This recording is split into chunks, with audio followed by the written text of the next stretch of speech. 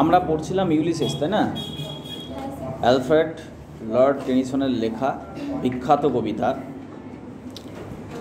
যেটা মানুষকে জীবনের শেষ দিন পর্যন্ত জ্ঞান অর্জনের জ্ঞান দেয়, কথা বলে এবং জীবনের শেষ দিন পর্যন্ত লড়াই করার মানসিকতা জাগায়। আমরা দেখলাম প্রথম এবং দ্বিতীয় স্ট্যাঞ্জার মধ্যে টেলিমেকাস তার পুত্র, টেলিমেকাস সে অ্যাপ্রোপ্রিয়েট রাজ্য পরিচালনার জন্য, অর্থাৎ টেলিমেকাসের যে কোয়ালিটি, সেই কোয়ালিটি তার স্লো প্রুডেন্স এবং গৃহস্থলীর কাজ, সমস্ত কিছুর দিক থেকে সে হচ্ছে রাজ্য পরিচালনার জন্য বা ইথাকার মতন একটা রাজ্য বা দেশ যেটা পরিচালনার জন্য সে যথোপযুক্ত। তাই তিনি বললেন, he works his work, I mine. সে তার কাজ করুক, আমি আমার করি।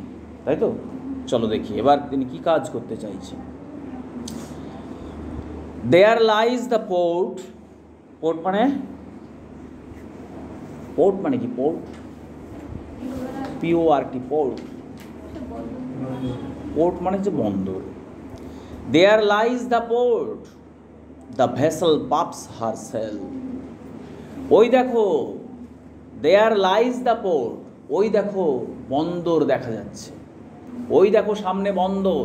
মানে লিসেনারকে বলছে, ওর সামনে যে লিসেনার, যেটা আমরা অনুভব করছি যে তার সঙ্গী সাথী বা ম্যারিনাররা আছে, তাদেরকে বলছে, তাদেরকে উদ্বুদ্ধ করে বলছে, ওই দেখো পোর্ট অর্থাৎ বন্দর সামনে। দ্য ভেসেল পাপস, ভেসেল মানে জাহাজ, the vessel puffs her sell, অর্থাৎ জাহাজ তার পালটাকে ফুলিয়ে দিয়েছে। মানে হাওয়া চলছে, কোনো জাহাজে কি থাকে? পাল থাকে, যেটা জাহাজকে এগিয়ে যেতে এবং দিক নির্ণয় করতে বা যেদিকে যাবো ভাববে সেদিকে যাওয়ার জন্য পালটা খুব ইম্পর্ট্যান্ট। সেই পালটা দেখো, ওই দেখো জাহাজের পাল ফুলে ফেপে উঠেছে, অর্থাৎ উদ্বুদ্ধ করার জন্য বলছে যে দেখো সামনে সমুদ্র, ওই দেখো উত্তাল সমুদ্র, এবং সেই সমুদ্রই দেখো জাহাজও রেডি, সেও তারও পাল যেন সে উত্তোলিত করে দিয়েছে, তার পাল যেন ফুলে উঠেছে, মানে ইঙ্গিত দিচ্ছে চলো আমরা এগিয়ে যাই।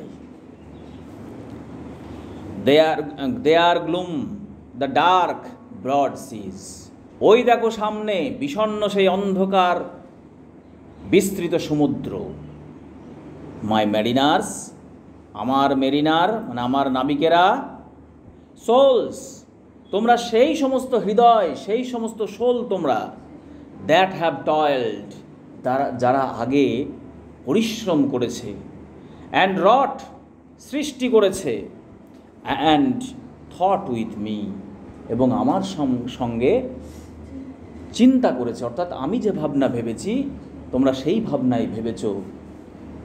তোমরা হচ্ছে সেই মেরিনার, সেই নাবিক যারা সাহসী, ব্রেভ, যারা এর আগে মানে যখন অল্প বয়স ছিল, যখন একসঙ্গে তারা লড়াই করেছে, একসঙ্গে অভিযানে গেছে, তখন তোমরা অনেক পরিশ্রম করেছো, তোমরা লড়াই করেছো, তোমরা সৃষ্টি করেছো, তোমরা আমার মতো ভাবনা ভেবেছো।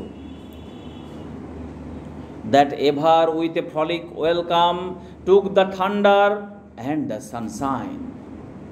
That ever with a frolic welcome, যারা সব সময় উইথ এ ফ্রলিক ওয়েলকাম, অর্থাৎ ফ্রলিক মানে হচ্ছে আনন্দময়, যারা সব সময় আনন্দের সঙ্গে অভ্যর্থনা জানিয়েছে। টুক the thunder and the Sunshine, এবং তারা কি করেছে? তারা সেই থান্ডারকে, থান্ডার মানে কি? বজ্র, তাই তো? সেই বজ্রকে তোমরা ওয়েলকাম করেছো, তোমরা তাদেরকে স্বাগত জানিয়েছো। থান্ডারকে তোমরা ভয় পাওনি, তোমরা সেই থান্ডারকে স্বাগত জানিয়েছো। অ্যান্ড দ্য সানশাইন, এবং সূর্যের আলোকেও তোমরা অভ্যর্থনা জানিয়েছো। অর্থাৎ তোমরা সেই ব্রেভ, তোমরা সেই সাহসী মেরিনার যারা থান্ডারকেও ভয় পাওনি, বজ্রকেও ভয় পাওনি, তাকে ওয়েলকাম করেছো, অভ্যর্থনা জানিয়েছো, অত্যন্ত আনন্দিত হৃদয়ের সঙ্গে এবং সূর্যের কিরণকেও তোমরা অভ্যর্থনা জানিয়েছ। এখানে একটা রেটরিক ব্যবহার হয়েছে। দেখো এখানে থান্ডার এবং সানশাইন, এটা হচ্ছে মেটাফোরের এক্সাম্পল। কিসের এক্সাম্পল মনে রাখতে পারো, এটা কোশ্চেনের মধ্যে আসতেও পারে। এটা মেটাফোরের এক্সাম্পল, কারণ এখানে কোনো অ্যাজ বা লাইক ব্যবহার না করেও তুলনা করা হয়েছে। আর আমরা জানি যে অ্যাজ বা লাইক ব্যবহার না করে যদি তুলনা করা হয় সেটাকে মেটাফোর বলে। তো এখানে তুলনা করা হয়েছে। থান্ডার বলতে ইউলিসেস তার নাবিকদেরকে বুঝিয়েছেন বা পাঠককে বোঝাতে চাইছেন যে তারা অসময়ে, thunder refers to bad time, বোঝা গেল? বজ্র বা থান্ডার এটা ইন্ডিকেট করছে ব্যাড টাইম, খারাপ সময়, অত্যন্ত খারাপ সময়েও তোমরা এগিয়ে এসেছো, মানে আনন্দিত হৃদয়ের সঙ্গে। আবার sunshine refers to good time, happy time, হ্যাঁ, অর্থাৎ সুসময়। তাহলে থান্ডার হচ্ছে অসময়ের কথা বলছে এবং সানশাইন সুসময়ের কথা বলছে, তাই এটাকে বলা হয় মেটাফোর। তাহলে এই অসময়ে এবং সুসময়ে তোমরা কিন্তু এগিয়ে এসেছো। অ্যান্ড অপোজড ফ্রি হার্টস, এবং তোমরা অপোজড করেছো, অর্থাৎ লড়াই করেছো, সংগ্রাম করেছো। এখানে অপোজ মানে বিরোধিতা করা, এখানে হয় সংগ্রাম করা। তোমরা সংগ্রাম করেছো, দুঃখের সঙ্গে সংগ্রাম করেছো, আনন্দের সঙ্গেও তোমরা অ্যাকসেপ্ট করেছো, আনন্দকেও অ্যাকসেপ্ট করেছো। ফ্রি হার্টস, মুক্ত হৃদয়, ফ্রি ফোরহেডস ইউ, তোমরা হচ্ছে সেই মুক্ত হৃদয় এবং ফ্রি ফোরহেডস। ফোরহেড মানে কি? কপাল। এখানে ফেট অর্থাৎ ভাগ্যর কথা বলা হচ্ছে। তাহলে সেই সমস্ত মানুষ তোমরা, ইউ তোমরা, অ্যান্ড আই আর ওল্ড, তুমি এবং আমি সকলেই এখন সেই ভাগ্য অনুসারে আজকে আমরা বৃদ্ধ, তাই তো? Old age hath yet his honour, তবে মনে রেখো এই বৃদ্ধ বয়সরে তার নিজের একটা সম্মান রয়েছে। বৃদ্ধ বয়স হলে কী হবে, কিন্তু এই বৃদ্ধ বয়সেরও সম্মান রয়েছে, অনার রয়েছে। অ্যান্ড হিজ টয়েল, এবং তারও সেই ওল্ড এজেরও একটা নির্দিষ্ট তার নিজের পরিশ্রম আছে, অর্থাৎ কাজ করার বাকি আছে। এই ওল্ড এজটা বাধা নয়, এই ওল্ড এজে আমরা পৌঁছেছি, তুমিও পৌঁছেছো, আমিও পৌঁছেছি, কিন্তু এই ওল্ড এজে পৌঁছেও তারও গুরুত্ব রয়েছে, তারও সম্মান রয়েছে, তারও কাজ রয়েছে। টয়েল মানে পরিশ্রম। ডেথ ক্লোজেস অল, মৃত্যু সব শেষ করে দেয়, মৃত্যু সব বন্ধ করে দেয়। অল বাট সামথিং এর দ্য এন্ড, কিন্তু শেষ হওয়ার আগে কিছু করার রয়েছে। এর বলতে পূর্বে, বিফোর। তাহলে সামথিং এর দ্য এন্ড, অর্থাৎ সেই শেষের আগে বেশ কিছু করার রয়েছে। সাম ওয়ার্কস অফ নোবেল নোট, অর্থাৎ সেই সমস্ত কাজ, এখনও অনেক মহান কাজ করার আছে। ওল্ড এজ হয়েছে তো কি হয়েছে, কিন্তু এই ওল্ড এজ যেটা ইন্ডিকেট করে আমাদের শেষ সময়, এই শেষ সময়ের আগেও আমাদের অনেক কিছু মহান কাজ করা বাকি রয়েছে। And May yet be done, এখনও সেটা করার রয়েছে। তাই বলছে মে ইয়েট বি ডান, এখনও হয়তো করার রয়েছে। Not unbecoming men that strove with gods, তোমরা অসামঞ্জস্য মানুষ নও, তোমরা অনুপযুক্ত মানুষ নও, অসামঞ্জস্য বা অনুপযুক্ত মানুষ নও, যারা স্ট্রোভ উইথ গডস, অর্থাৎ ঈশ্বরের সঙ্গেও সংগ্রাম করেছে।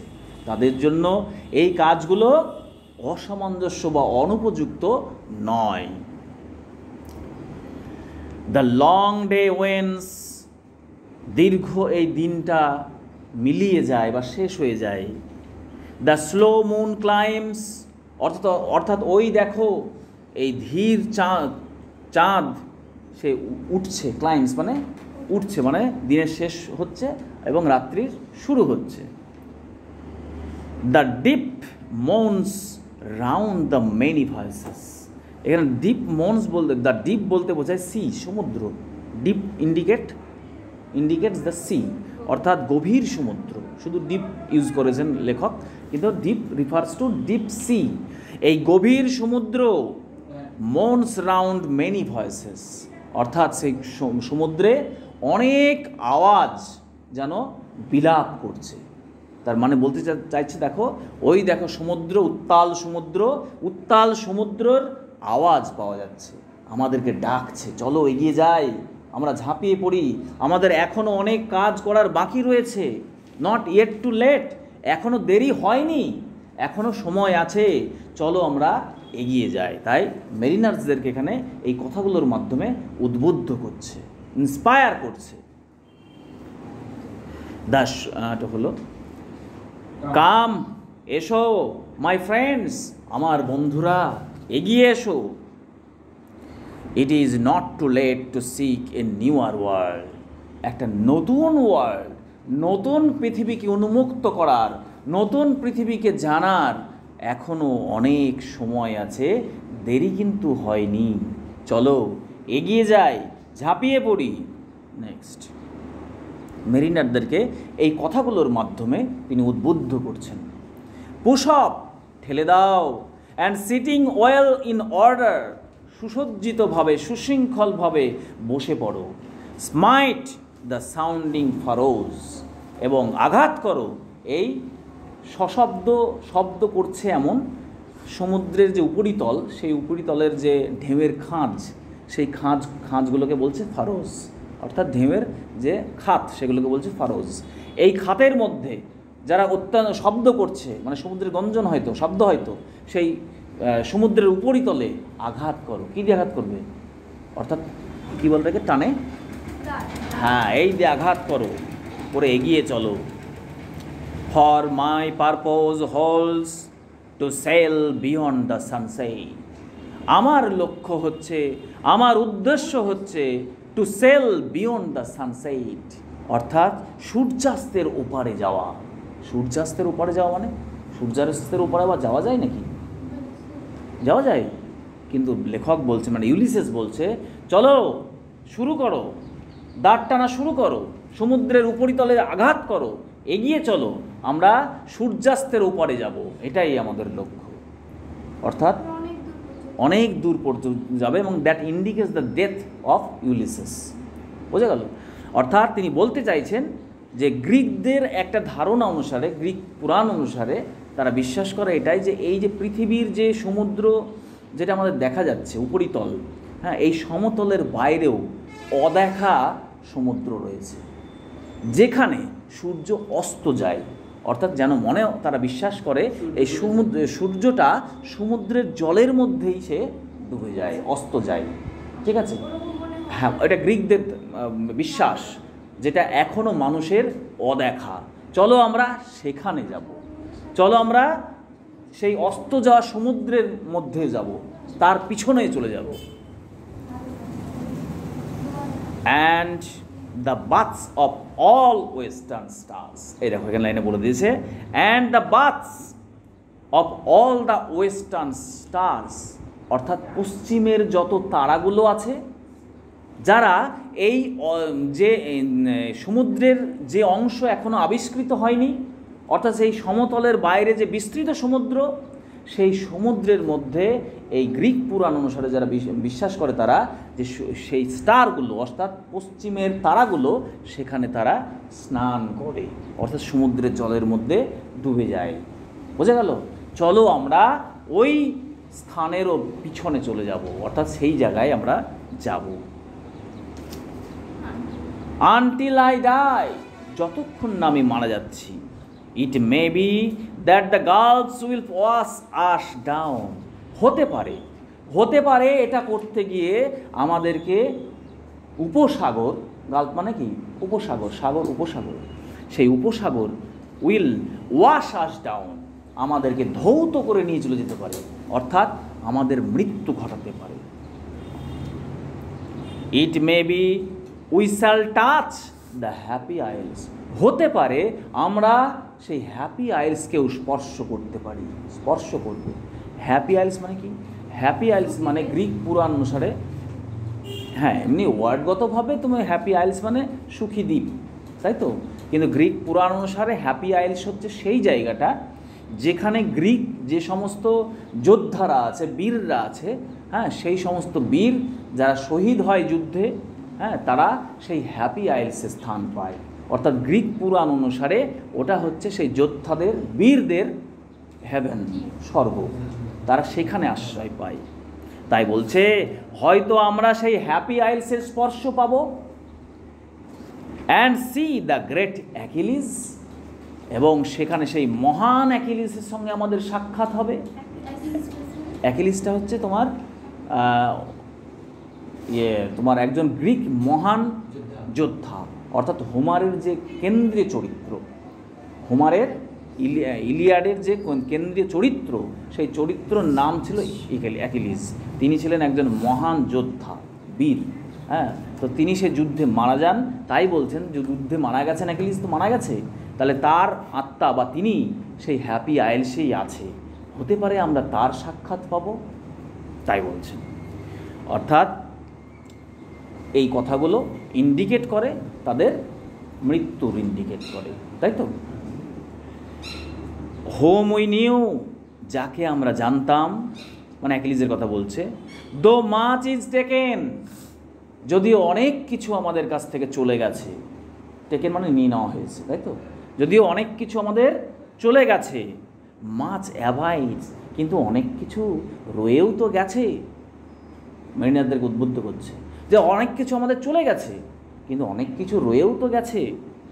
And though we are not now that strength which in old age moved earth and heaven, অর্থাৎ হতে পারে যে আমরা we are not now that strength, আমাদের সেই শক্তি আর নেই, অর্থাৎ যৌবনের সেই শক্তি হয়তো আমাদের নেই, হুইচ ইন ওল্ড এজ, যেটা আগের দিনে, পুরনো দিনে আমরা কি করেছি, old age moved earth and heaven, যে শক্তি দিয়ে আমরা যে আর্থ এবং হেভেনকে, অর্থাৎ পৃথিবী এবং স্বর্গকে আমরা আলোড়িত করেছে, অর্থাৎ এত যুদ্ধ করেছে, এত সাহসিকতার সঙ্গে যুদ্ধ করেছে যে পৃথিবী এবং স্বর্গ যেন আলোড়িত হয়েছে, সেই শক্তি দিয়ে আমরা সেই আলোড়িত করেছি স্বর্গ এবং পৃথিবীকে, হয়তো সেই শক্তি আজকে আমাদের নেই।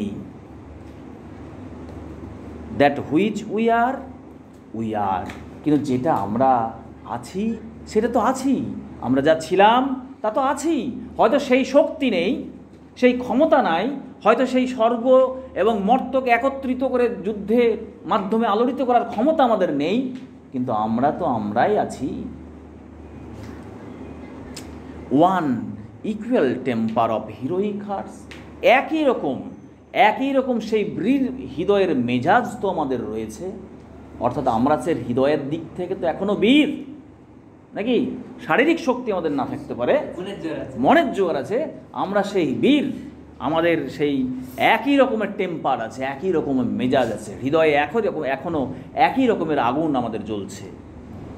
Made weak by time and fate, হয়তো সেটা সময় এবং ভাগ্য অনুসারে কিছুটা দুর্বল হয়েছে, বাট স্ট্রং ইন উইল, কিন্তু ইচ্ছার দিক দিয়ে, উইল মানে কি, উইল মানে যে ইচ্ছা, ঠিক আছে, ইচ্ছার দিক থেকে আমরা এখনও শক্তিশালী, তাই বলছে বাট স্ট্রং ইন উইল, ইচ্ছার দিক থেকে আমাদের অদম্য এখন ইচ্ছা, স্পিরিট, অদম্য স্পৃহা, এবং সেই ইচ্ছার দিক থেকে এখনও আমরা শক্তিশালী। টু স্ট্রাইভ, অর্থাৎ লড়াই করার জন্য এখনও আমরা প্রস্তুত। টু সিক, অনুসন্ধান করার জন্য আমাদের হৃদয় এখনও প্রস্তুত। টু ফাইন্ড, অর্থাৎ এখনও আবিষ্কার করার জন্য, অজানাকে জানার জন্য, অদেখাকে দেখার জন্য আমাদের হৃদয় এখনও প্রস্তুত। অ্যান্ড নট টু ইয়েল্ড, এবং আমরা এখনও নট টু ইয়েল্ড, ইয়েল্ড মানে কি, ইয়েল্ড মানে হচ্ছে মাথা নত করা, ঠিক আছে, এখনও মাথা নত কিন্তু আমরা করব না, তাই বলছে নট টু ইয়েল্ড, আমরা এখনও মাথা নত করব না, আমাদের এখনও সেই মনের জোর রয়েছে অদেখাকে দেখার, অজানাকে জানার, যে সমস্ত জ্ঞান এখন আমরা সংগ্রহ করতে পারিনি সেই সমস্ত জ্ঞানকেও দেখার, জানার ক্ষমতা, স্পিরিট, অদম্য ইচ্ছা, মনের জোর এখনও আমাদের রয়েছে। বুঝে গেল? খুব সুন্দর।